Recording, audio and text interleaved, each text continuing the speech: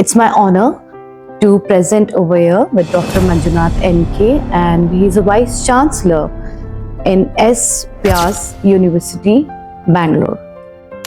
We are privileged that you are in Bahrain, and we'll be talking about mental health and yoga and what is the impact of it, especially when it comes when we talk about the chronic illness. It could be cancer, diabetes, hypertension, or day-to-day issues like low BP, high BP, and does it have a direct impact on it? Because people, they really don't understand that their psychological issues, they impact their physiological body as well. So I would like to know from you how it works, basically the mind and body connection. See, mental health is very important, particularly when we talk about the health of an individual. Mind plays an important role. When you take a most comprehensive definition of health, which is taken from Ayurveda, it says that samadosha samagnischa samadhatu malakriya prasanna atma indriya manaha. It comes and ends in mana. Swastya itya vidiyate is what is said. So when you really want to fix something, it has to happen through this media of mind. Unfortunately, there is very less importance what we give, and the way we manage our mind and the way we actually handle it is in a quite different way, not as per the requirement. So now you seriously want to see an individual to really maintain his mental health, and even in the case wherever there is a derangement, when there is a disturbance, how do you reverse it? And number 3, when there are serious issues, can we really rehabilitate, is the question what we ask. What we have seen at S-VYASA University in Bangalore, we do have a 600-bed facility where we handle multiple conditions through integrative healthcare approach.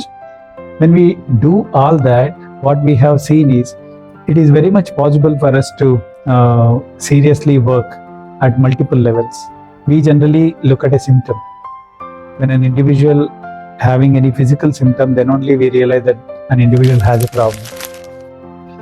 But when an individual has to manifest through a symptom when there is a mental issue, it takes quite long time. So prevention is better, is what we always say. So prevention can be possible through the approach of positive lifestyle. Good lifestyle is possible also through the practice of yoga. Yoga is a comprehensive approach, not just a practicing asana or any breath control technique. So when we truly want to integrate all of them, we have this comprehensive approach given by our ancient science. What we use it as an integrated approach of yoga. We work with organizations and institutions like National Institute of Mental Health and Neurosciences in Bangalore, very well known for mental health. It is not just one dimension of therapy, what they use also.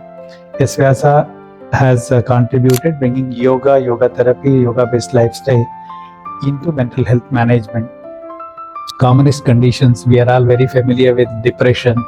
We are familiar with either generalized anxiety disorders, or even in today in children, lots of children with special needs, where we don't really identify if there is any issue with them at a mental level. All such conditions can be effectively handled through the practice of yoga. Many people don't know how to express. Okay, if they have a mental health issue, they are not clear whether I do have a problem or not. When it happens right from the childhood, when a child comes and tries expressing or telling something, we always say, no, keep quiet, there is nothing like that. You are over excited.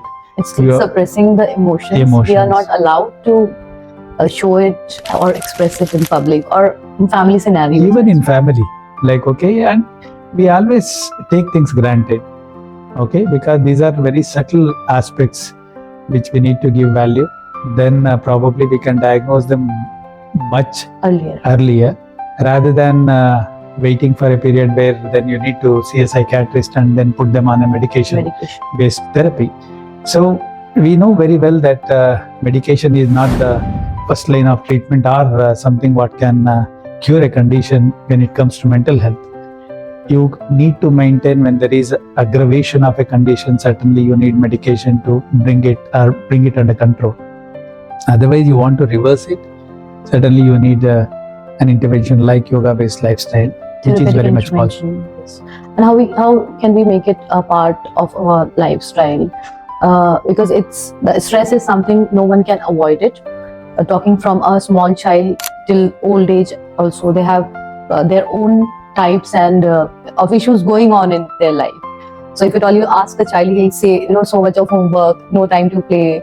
Or if you'll ask a young adult, he'll be worried about taking a career, then getting into a job or into a relationship. Also, we have seen there are so many issues what our couples are like facing. And old age, as we know that they have their own type of issues, be it retirement, be it health issues, be it safety and security needs. So, do we have anything where if at all they can incorporate in their life and they'll make a part of it, so it will be helpful for them to navigate through such challenges smoothly, like incorporating from younger age or the age where we can make a part of it like a routine, daily routine, like so how it can go a long way, because nowadays we have seen the cases of mental health disorders are increasing a lot, and which is impacting diseases what we are having, and we have seen the increase in number of diabetes, hypertension, cardiovascular disease and all. So what do you suggest, like how we can make a part of it, wherein like you see when everyone is like so much busy, they don't have time. Whenever you ask, you call them like, I don't have time, we have to go there, we have got this program, or we are busy with something else.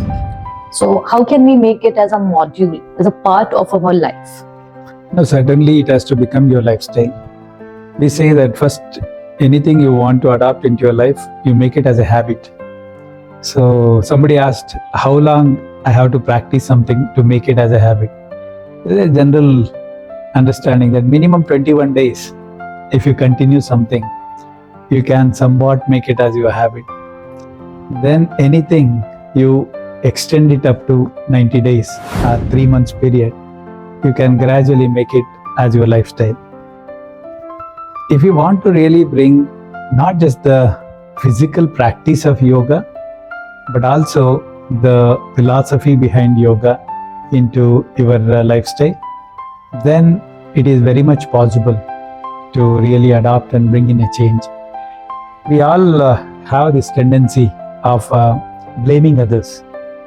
Whenever something is not as per my wish, then I simply blame somebody else. Projection. Be it at home or at workplace or with people surrounding. Every place we think that because of others I am not happy. Okay, so this whole process has to start changing in a way whereby nobody else can provide you that happiness, and it's you who have to identify your happiness. So how do you identify that? Through these practices. Adopt into your day-to-day practice, like you spend little bit of a time to break that chain of thoughts. Okay, otherwise we are all engaged. One chain of thoughts are from that to the other chain of thoughts. So you have to break them. Number 2, you have to slow down your thought process. So mind is running so fast. So the best way to integrate yoga practice is by slowing down your breathing. Slowing down your breathing slows down your thought process. At one point of time, you have to take your mind to a state of meditative being. So meditation is very, very essential and important for people who identify themselves with some mental health issues. So now there is a different challenge associated with that. Somebody with a mental health issue, if you ask them to meditate, so they can happily get engaged in themselves internally, worrying or thinking about the same problem rather than doing any meditation.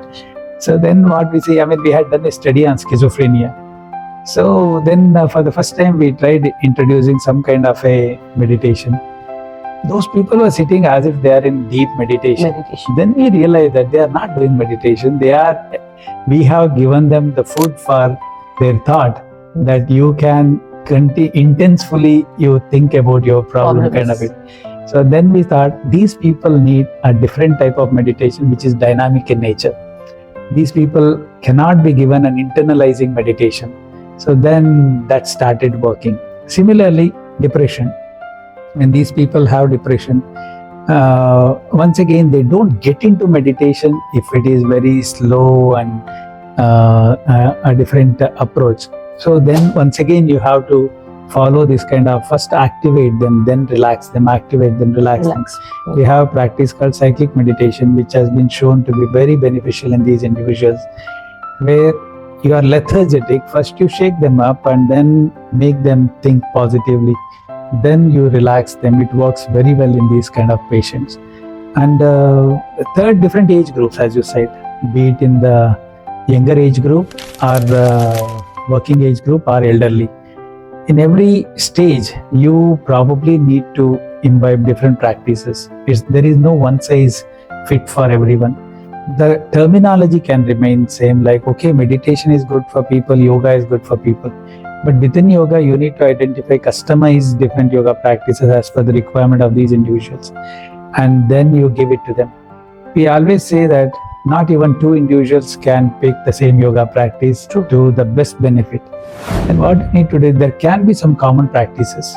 There are some specialized practices. So which you have to customize and design based on individual requirements. So there are combination of health problems. It's never been there is one standard health problem for which you have a quick fix kind of it. People come with multiple health issues. So then you need to have different practices, approach to it, whereby they can get benefit. Yes. And what would be your takeaway if you would like to give it to like everyone, like, you know, how to start? Because that starting and then the going with the flow through the process is more important. So how would you like to guide everyone, like, you know, where to start? Now the point is like we understood the importance of it. So how we can start? See, number one is recognition. Okay, recognition is half the solution, we say. First of all, we have to recognize and realize that there is a need. Okay, then only the beginning will happen. So you need to somewhere realize that it is challenging.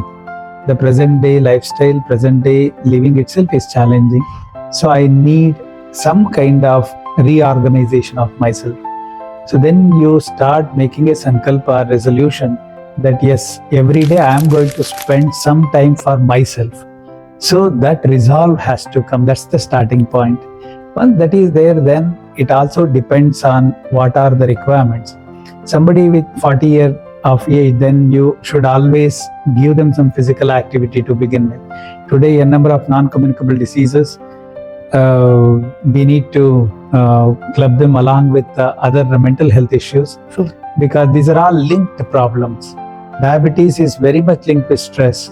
And hypertension is linked with stress and several other things. Yeah, even IBS for that matter. Very much connected with stress. Even for example, back pain, many people come and they go for many scans and they come back to say that there is no structural problem in the body. Yes. My bones are fine, muscles groups are working well, but still I have a very bad back. Yeah. So now the knot is somewhere in the mind and you just unleash that knot, then your back pain disappears. So psychosomatic. Majority of the time you need to understand that there is a psychosomatic relationship. How do you really remove them? By working at the mind level, because in yoga we say that most of these conditions are called adija vyadis. Adija means that which has a root in the mind. Okay, the root for the problem is in the mind. So for all adija vyadis, the solution is reversal right from the mind itself. You cannot fix it at the physical level. Somebody has a diabetes, serious problem is stress. Now you want to give insulin. Permanently you have to be taking insulin. In spite of taking insulin, you will have complications. True. So the best way to manage is fix your stress fix your lifestyle, then rest everything can be managed. So make small little incremental practices. Start from short Deep breathing, pranayam. yeah, I mean, you can always start with some breathing exercises, what we say, which include physical activity as well as breathing.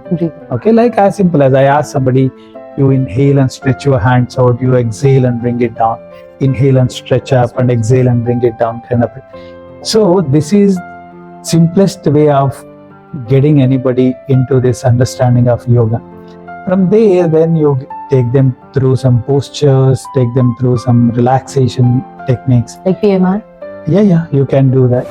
And then, of course, meditation, etc., can be introduced to people. Suddenly, don't give them a 2 hour of yoga session or anything, they will run away. So, you always, as I said, make it incremental. You make it like start with a 30 minutes and then take them up to 1 hour. I always say that there is nowhere it is mentioned that you should do 1 hour yoga every day, kind of it. So you can split it across. Somebody have a difficulty in giving time for themselves, so they can do some 30 minutes or 20 minutes of physical activity in the morning and do some relaxation and pranayama meditation for some 15 minutes in the evening. Yes. That is more than sufficient. Start from 30 minutes, which in split time. Yes. Many times you are sitting in your office or doing some work, so take short breaks. I mean, we have yoga for executives, so that's when we say that first you stretch your body, just inhale, exhale as I was showing, and then do only for 2 minutes of pranayama on your chair. That can really revive you for the next 2 hours of work. So that way you have to really bring yoga into your daily routine. Rather than just bringing it as a 1 hour practice. 1 hour. Because even that practice also they are just doing for the sake of doing. Yeah. And they're not understanding what is the impact of it. Because when you're moving your body, it has like you produce endorphins and different neurochemicals and transmitters in your brain, and eventually it relaxes your complete body, and when you come out of that stressful situation. So people are not aware of it. So it is just because we have joined certain yoga classes and we are in a group, so we are doing it for the sake of doing, but that they don't know the reason, the depth behind it, how it is helping me actually. Very true. It's very important for people to experience. Yes. Okay, we always say yoga is an experiential science rather than just an experimental science. I'm a researcher. Yes. I do experiments on yoga, but I always have felt that the experiential science can be experimented. Without the experience, you cannot experiment. Yes. Somebody should be sitting here and experiencing. Then I can do research on that guy or the lady. But I need such people who can actually bring that yoga practice truly into their lifestyle. Then you can see amazing results. As you said, we have done so many studies on the science behind meditation, particularly neural correlates of meditation. So amazing to suggest that there is complete inhibition which happens in the brain when you do meditation, and there is selective activation or excitation in the brain. That suggests that the disturbing or whenever you want to focus on something, the distractions can be significantly reduced. Today we can study, we have done functional MRI studies to understand and demonstrate that, and it is very much possible to relate it. Yes. Even for that matter, I've been hearing a lot about Brahmari Pranayam and its effect on brain. So can you please guide us about how it affects your brain actually, the benefit of Brahmari Pranayam? Yeah, Brahmari is one of the amazing pranayama techniques. So Brahmari has multiple components in it. Number one is breathing component. So you have very slow breathing automatically induced through the practice of Brahmari. Number two is it includes resonance. It includes chanting and resonance along with your breathing. Number three is also it involves a deep rooted relaxation in it.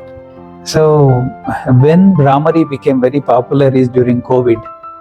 Okay, during COVID there was a study done in Europe where they looked at they are not called it as Brahmari, they have said resonance breathing. Okay. Okay, which is exactly quite similar to what Brahmari does. So they have studied the nitric oxide levels in the nasal mucosa, and they related in saying that the anti-inflammatory effect of Brahmari is so strong. So now this is one component of it, what has been studied. Otherwise, we have looked at range of mechanisms like autonomic balance.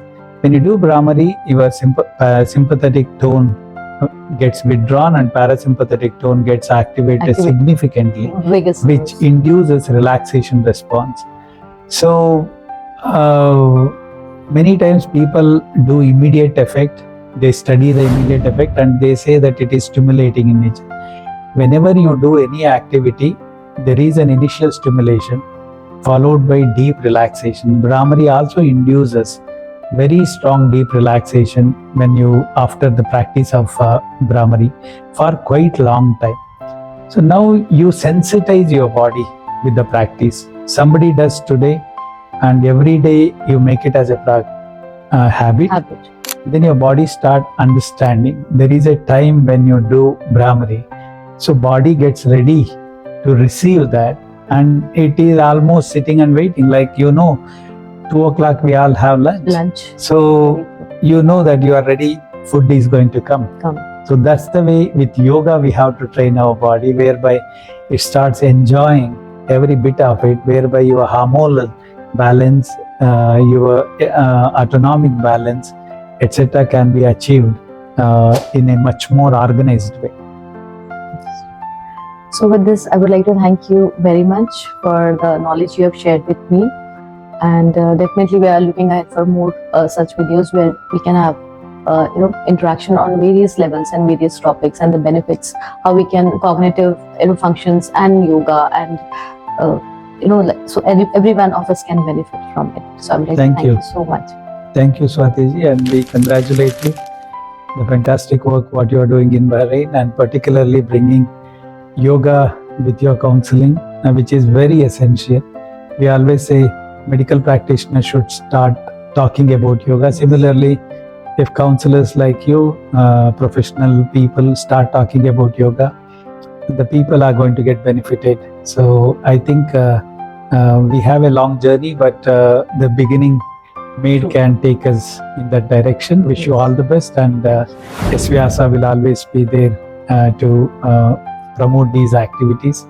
And of course, in Bahrain, we have strong collaborations. Now Bharat International is one organization which is working with S-VYASA in Bangalore. So anything is there, you can always collaborate through. Yes, thank you. Thank you. So much. Namaste.